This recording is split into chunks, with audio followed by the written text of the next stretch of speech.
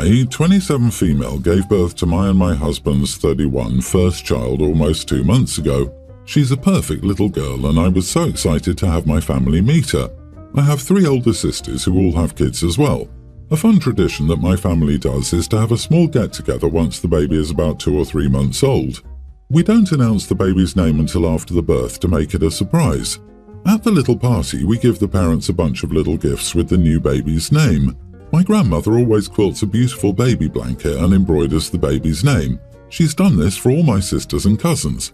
The issue is the name my husband and I chose for our daughter.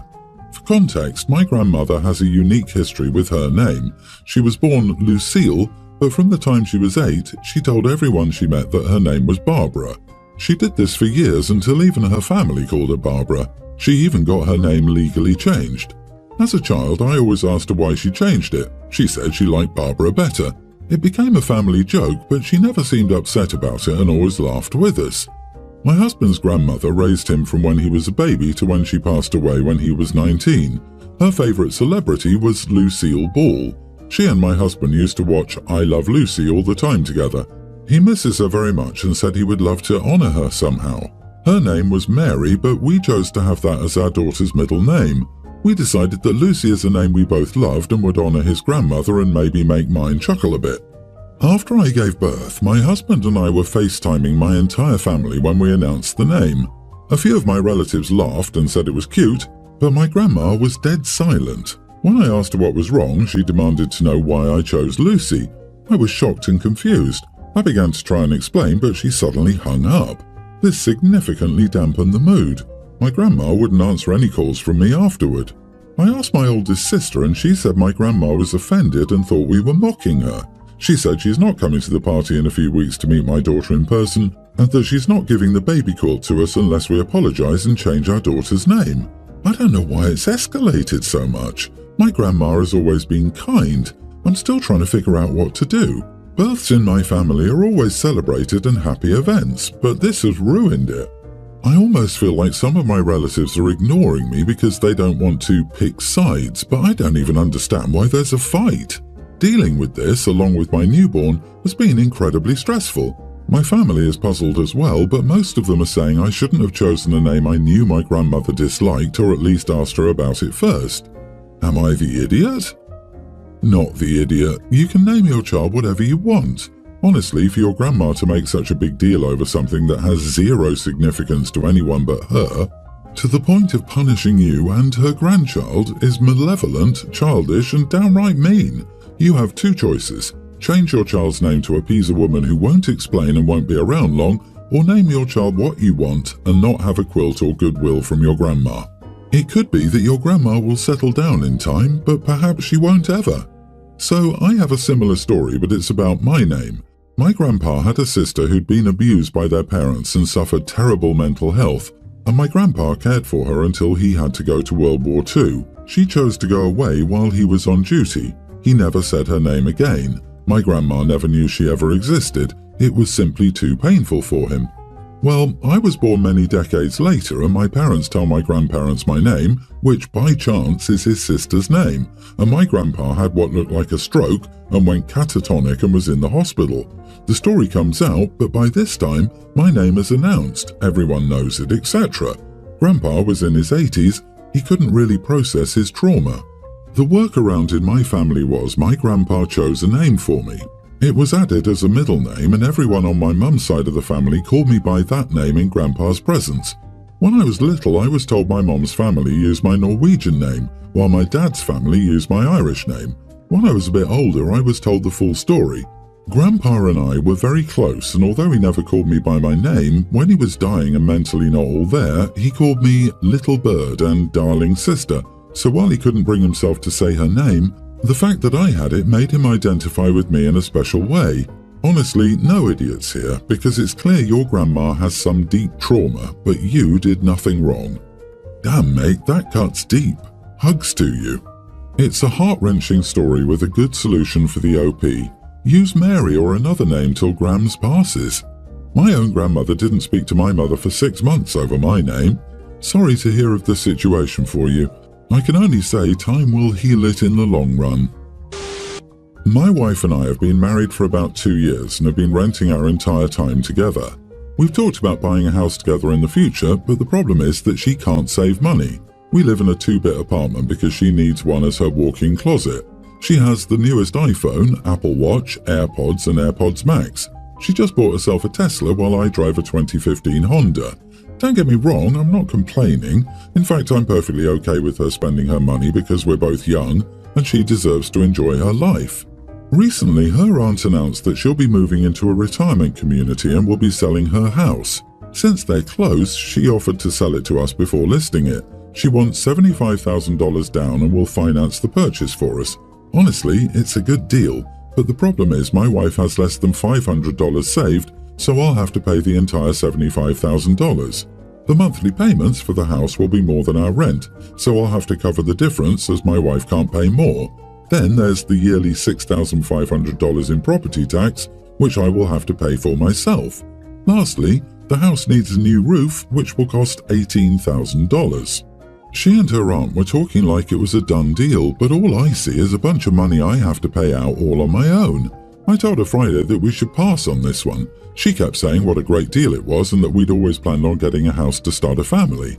After hours of discussions, I got tired and told her we would get a house when she got past her spending phase and started the saving phase. I pointed out all the above-mentioned costs and she was hurt. She cried and said that we were supposed to be a team, then went to bed. She hasn't spoken to me since Friday night, and we're supposed to go to her parents for dinner tonight. Her aunt will be there and I know the house thing will come up. Am I wrong for not wanting to buy the house by myself? Edit, I'm 29 and she's 25. We both work full-time. She makes about $85,000 and I make about $150,000. Our rent is $1,300 a month. A damn Tesla with $500 to her name? For the love of God, open your eyes. Sir, there is no other way to say this. You have chosen a wife very, very, very imprudently. This woman will lead you to financial ruin before you can even believe it. You're enabling someone who thinks she's entitled to live beyond her means at any cost, even if that means she'll drag you down with her. This is someone who doesn't understand the concept of self-regulation or telling herself no. She lives for instant gratification. You will end up in a mountain of bills you'll never be able to dig yourself out of. You will be a slave to creditors, collections, agencies, etc. That will be your fate. Do with that what you will. This. OP, also please keep checks on her debts. A debt taken by your SO during marriage will become your debt. For some reason, I feel she's headed in that path to fund her lifestyle if not already there. Some people don't reach the saving phase ever as they're very materialistic and connect happiness with possessions. It won't change ever. We're supposed to be a team. Look in the mirror, lady. Her out-of-control spending has made her not a team player. She's not mature enough for the responsibility of owning a home. Someone who pays extra rent for a 2-bedroom apartment to use one of the bedrooms as a walk-in closet is not in a financially healthy headspace. If your wife wants the house, she can sell a Tesla to pay her share of the down payment. Update: am I the idiot for not wanting to buy a house with my wife? Her aunt got several quotes on the roof. The roof is old, not damaged, so insurance won't cover it. I've never owned a house, so I don't know how it works, but that's what she told us.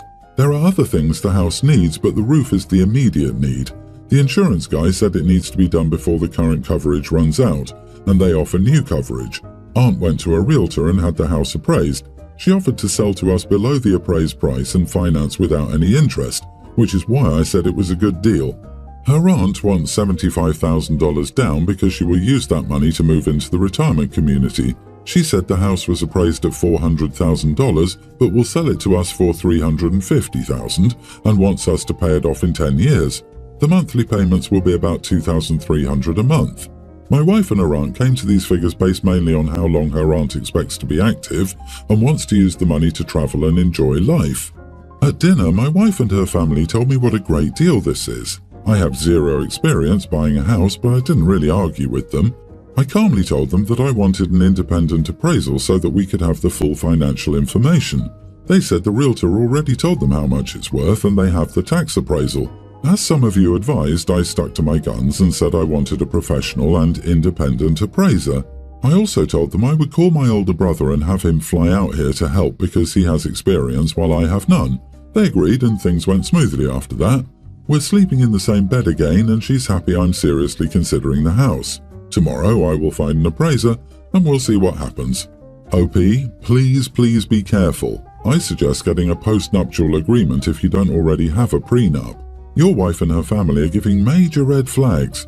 If you want to buy a house, don't go for the aunt's house because if the roof is so old it needs fixing, then a lot of other things also need fixing. They are giving major red flags. Run! Run from this deal. That house will be the death of your finances and you. My ex and I have a tween-year-old boy going through some things. We found a therapist and we've been seeing her for a couple of years. It hasn't been life-changing for me in any way. In fact, it became more of a pointless chore, like making your bed or folding your underwear. I might have gotten a few things out of it, but I wouldn't do it again. A few weeks ago, I told our therapist that it's bizarre not to have to worry about money for the first time in my life. I make good money and don't have many bills. I'm saving like $1,000 a month. Last week, the therapist asked me if I could start making a co-payment. I don't have a co-payment because my insurance covers 100% of therapy sessions. I explained that to her. She said that was true, but maybe I could start paying like 20% cash because she's not making a lot with what my insurance pays her, like a tip. I was at a loss for words. I said, and I suppose this has no relation to my telling you that I had disposable income from a few weeks ago. She said, of course not. It was like she was asking for a raise, LOL. I said I'd think about it. I found nothing about tipping your therapist. I talked to my ex and said I was firing the therapist.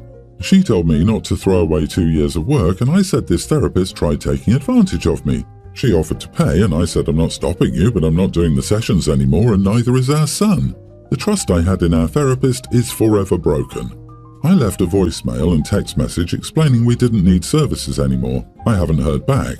Guess what? Our lives didn't fall apart. And the therapist replied that I totally misunderstood this whole tip thing. Not the idiot, what the heck? That is wildly unethical. I absolutely would not trust her with the mental health of my child, much less myself. I contact your insurance company. They'll probably want to drop her entirely if they find out about this. This is a red flag. I have previously been financially exploited by a therapist, and a good provider would not do this to you. Deciding to raise their rates is one thing, but trying to trick you into a co-payment you didn't owe and asking for tips is going in the wrong direction. Don't discount your feelings of broken trust. It's kind of important on a foundational level. Yes, it does suck to have to look for a new therapist, but staying with one you don't trust is worse. So, of course, the therapist was unprofessional and this sounds like something to report. However, you saying, "we've been seeing," implying that this was your son's therapist. You make it all about you but leave out an important part. Your son. How does your son feel about this? Is he seeing another therapist?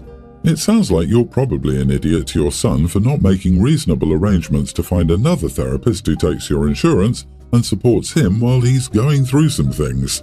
You don't sound like you even care about him. I hope your ex at least takes him to therapy if he needs it.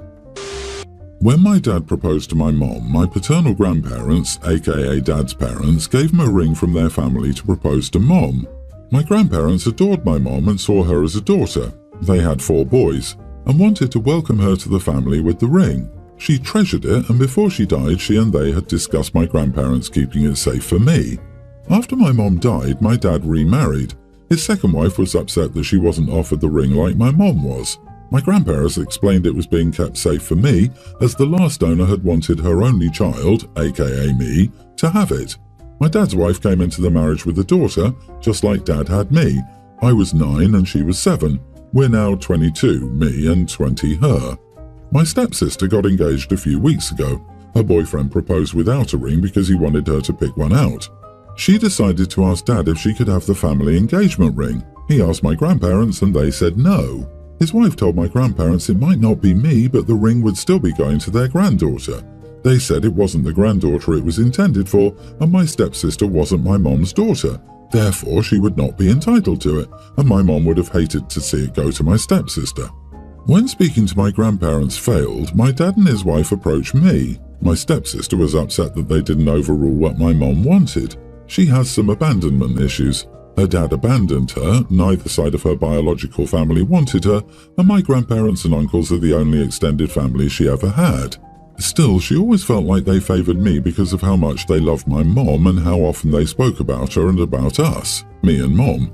Them turning her down really got her down. So my dad and his wife wanted me to make it up to her and wanted me to take the ring and then give it to her. My dad said it would mean so much to my stepsister, and while it would mean I wouldn't get that ring, I could still get another ring and it would make a family member happy. His wife said they both lived in my mom's shadow from day one, and this could be a time when they're not treated as secondary to my mom. She said her daughter always adored me and never saw me as a stepsister, and it hurt me that I never saw her as a sister. She said I could do this and make her feel loved like she deserves. I refused to give my stepsister the ring, and my dad and his wife told me I was being selfish and hurtful. Am I the idiot? Not the idiot. I'm confused about why your stepmom and stepsister are so invested in receiving this ring when they have no connection to it. The ring belonged to your mother and she made it clear she would be handing it down to you.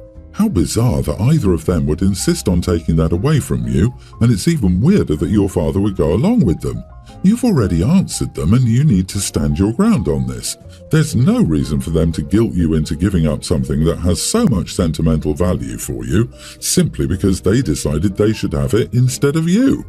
They see it as a connection to my dad's line. I think it bothers his wife that my mom was loved and given a ring and trusted to decide what would happen next. She feels like her daughter is being treated unfairly. I think my stepsister views it as a symbol that she's their real granddaughter as much as I am, and wants to feel like they don't see us differently. Yep, it's a power play by your stepmother. She is determined to get a victory over a dead woman. Unfortunately, her daughter is caught in the middle and may have had her head filled by her mother. Tell your father that if it matters that much to him, he can buy her a ring, but you won't be handing over the heirloom your mother left you just to appease your stepmother's insecurity.